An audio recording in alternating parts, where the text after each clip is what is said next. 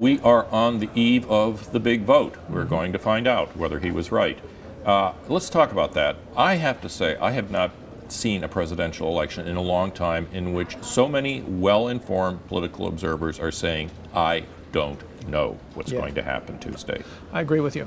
I agree with you. I've covered them for Why? a very long time. Well, I think because nobody knows what the nature of the electorate will be. I mean, who actually is going to turn out?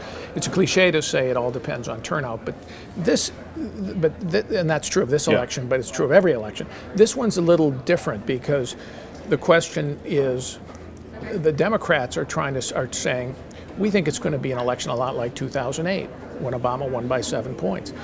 But the Republicans have a lot more enthusiasm this time.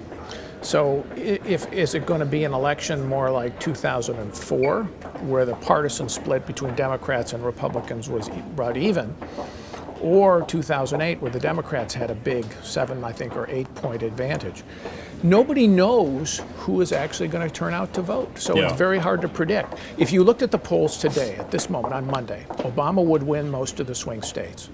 But that doesn't take into account Republican enthusiasm, which everybody says is, and every poll says is greater than Democratic enthusiasm, and then the advantage that Romney has among independents. And those two things could trump what you see in the polls. All that said, which of these states do you think are going to be the most fascinating tomorrow night?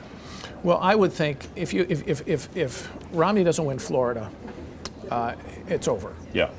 So he has to win Florida. And they'll report relatively early. On the early side, unless it's really close. But if they can declare Florida for Romney early, that portends well for him. I think Romney is likely to win Colorado. I think Romney is likely to, he's going to win North Carolina, I think, pretty comfortably. One to watch is Virginia, because it's been very close. Romney, a lot of people thought Romney would have it wrapped up by now. He doesn't. He's there today. That tells you something. So I think that that's going to be very close. Romney needs that. He really does, unless he's going to pick up some other state like Pennsylvania or Minnesota. So I think that's very important to watch. Then Iowa, Wisconsin, Ohio are the three big ones. And I would say pay attention also to Pennsylvania and maybe Minnesota. New Hampshire, too. I think Romney's going to win New Hampshire. I think Nevada is probably a long shot and out of reach for him. But Minnesota, Michigan, and Pennsylvania will all be closer than people think. I think Michigan's probably out of reach. But Pennsylvania and Minnesota, very interesting. So you buy the idea that if Romney loses Ohio, it's plausible for him to carry these other states and still get to 270 electoral votes. It is possible. It is possible. I think it's probably unlikely, because if he loses Ohio, then he does really have to win, because it has 18 electoral votes.